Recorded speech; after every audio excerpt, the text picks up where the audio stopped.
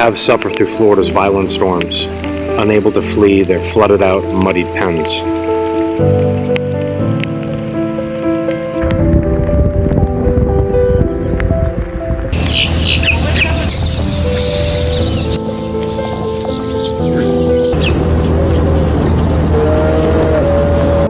Our old newborns suffer in cold, rusted-out trailers.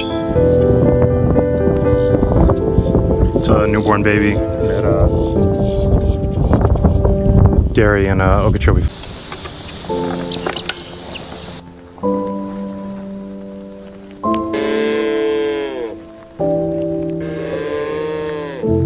Both male and female calves are taken from their mothers at birth and put into small enclosures.